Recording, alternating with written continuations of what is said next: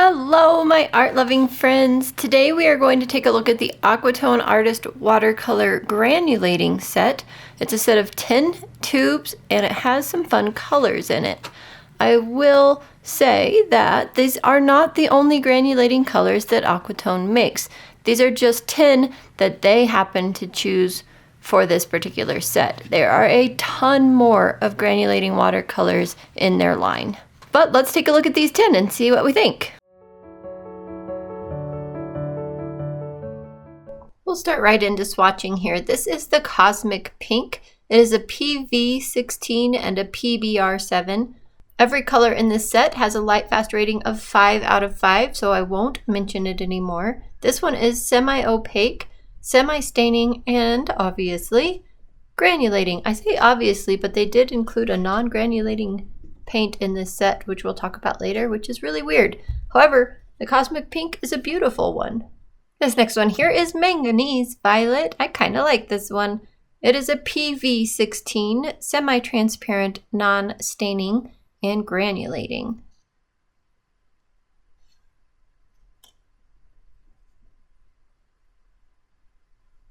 Definitely reminiscent of Cobalt Violet. I'll mention that once more later as well.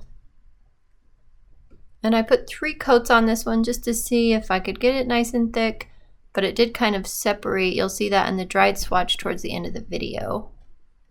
This one here is French Ultramarine. I would say classic ultramarine, but in my opinion, this one is a little bit more gray than some other brands, and I really like it. I like that gray feeling blue. I don't know if that makes sense because it is just a PB29, but it's a subtle muted PB29. I love it. Semi-transparent, non-staining, and granulating. This one is Ultramarine Turquoise. We'll compare this to Core's Ultramarine Turquoise later, which you can only get in the Ali Kavanaugh set. But for this one, it's a PB29 and a PG7, which is the same pigments as the Core one. It is semi-transparent, semi-staining, and granulating. It's absolutely gorgeous, by the way. After this one will be another of my absolute favorites, Midnight Blue, PB15 and PBK11. It is semi-opaque, semi-staining, and granulating, and when it dries, it has a very blue color, blue hue, with that black granulation. Just gorgeous. This one is more subtle. This is Midnight Violet. It is a PV15 and a PBK11. Semi-opaque, semi-staining, and granulating. You can see it takes me a couple tries to get a thick coat on this, and I actually wonder if this one maybe dried kind of like the brown oxide, which I'll talk about in a minute, but I didn't think to test it, but seems okay. I think it's useful. Cloudy skies. Brown oxide, this one's a troublemaker. Do not dry this one out from the tube because it won't work. It just dries rock hard. You can hardly get any color back out of it, even if you let the water sit on it. It just takes forever to get any color out of it. Whereas straight from the tube, it's quite striking and beautiful. It's a PBR7, semi-opaque, semi-staining, and non-granulating. And we will take another look at this one a little bit later in the video. I'm not really sure why they included it in this set when they consider it non-granulating. Next 3 colors are repeats from the gray set, so I'm not going to do them on this swatch paper, but I will do them on nice scrap paper for you. This is Shadow Gray, PB29, PBR7, semi-transparent, semi-staining, and granulating. And it's just a pretty neutral, subtle gray. I would say slight lavender undertone or purple undertone. This one is the Cosmic Gray, PB29, PG7, PR254, and it's one of my favorites as well from this set. It's absolutely beautiful. We're going to follow this one up with the Oxide Black, which I did show you in the previous video along with these previous 2. PBK11, standout color, if you can call it a color. It's beautiful. So much granulation. You could make any granulating watercolor you want with this PBK11. And here you can see the ones we did today, plus some from the previous Aquatone video. I think we should compare the brown oxide straight from the tube to the one in the pan. And let's even put some more water in there, wake it up. Even though we just swatched it, it kind of evaporated already. So here is brown oxide straight from the tube. Let's put that here. I tried to squeeze out only a little bit, but that was not quite as easy as it looks. Okay, we'll wake this up. Yeah, you can already see that it's deep and dark and beautiful. Not one that should be dried out, sadly. Oh, dang it, because it's so nice too.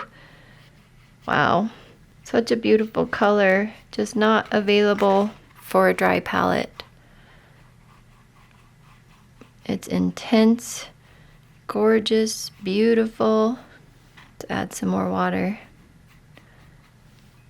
Just keep the love going here on the side. Well, that's what that should look like. And here it is in the dried out form.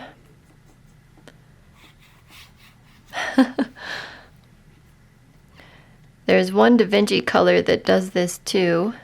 If you watch one of my old Da Vinci videos, you'll see that in there. You cannot dry it from the tube. And this one is the same way. So far, it's the only one of Aquatone I've run into with this issue, but it is an issue. It is a nice, very light tone, though. It's kind of a gray-brown in this form, so it's useful. You'll be able to use it up if you already dried it out, but it's just not the same. Yesterday, I was painting with this, and I just let water sit in there for probably an hour, and it didn't really get much stronger than what you're seeing here. So just kind of like that, where I can drop my brush on it and get a little darker tone. That's about all I got out of it yesterday, even after it sat for a long time. So when I first tried it, I let water sit in it for a long time, and I couldn't really get it to get darker like this at all. So I don't know, that the fact that maybe I've gone through that top layer now, at least I can get a little bit of dark tone. Darker. It's not dark, not like this. It's darker, but that's about all I'm getting out of it. All right, let's compare the ultramarine turquoise from Aquatone to the ultramarine turquoise from Core. So as I mentioned in the swatching video, they have the same pigment information in the same order. So the PB29 and the PG7. This is the Aquatone.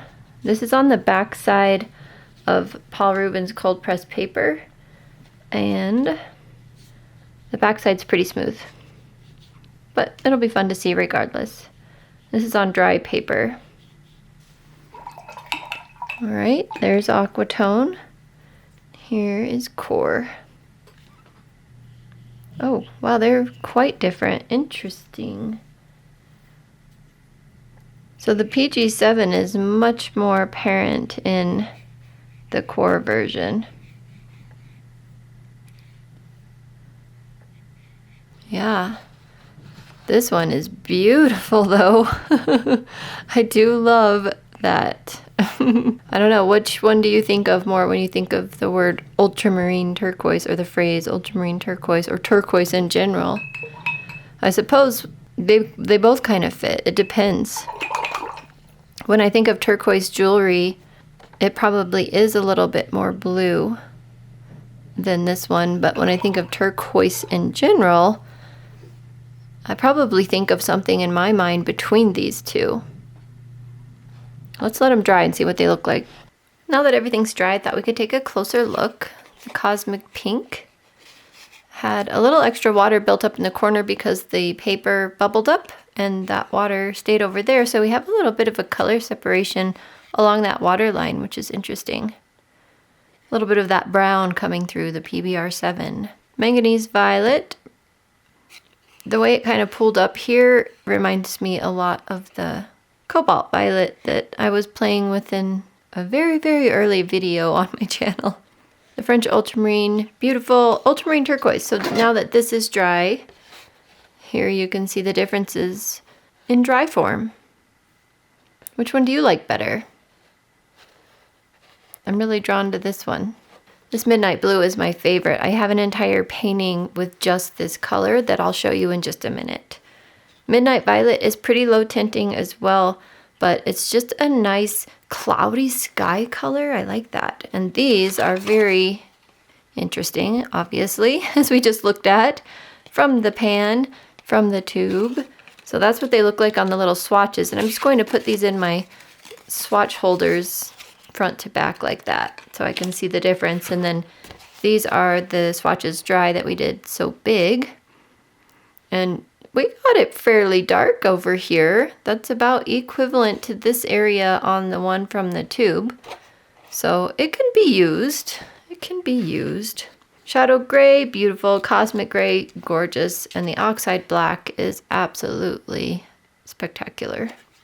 All right, it's time to show you the paintings that I did with these. Remember how I mentioned just a second ago? I did an entire painting with just this color alone.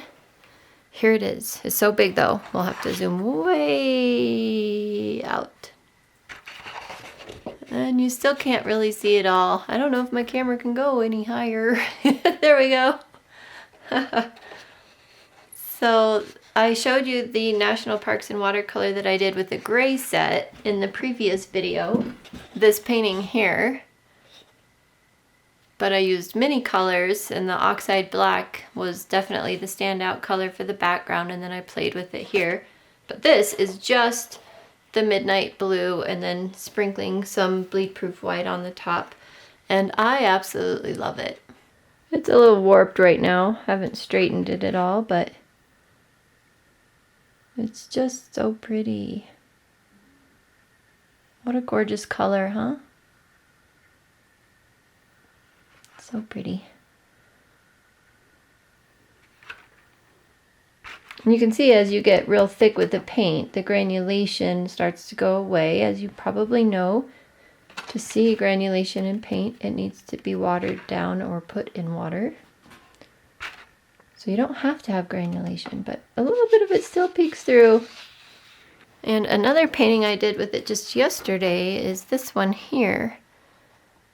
So these are many of the granulating watercolors. And I did the plastic wrap technique where you have wet paper, lay all the beautiful granulating paints down on it, then put the plastic wrap on it, let it dry, and then I finish this up the next day. So you have to let it dry a while. Depends on how much of the paint you want the plastic wrap to pull off. You can pull the plastic wrap off when it's still wet, but it might pull, especially granulating paint, it might pull more of the color off.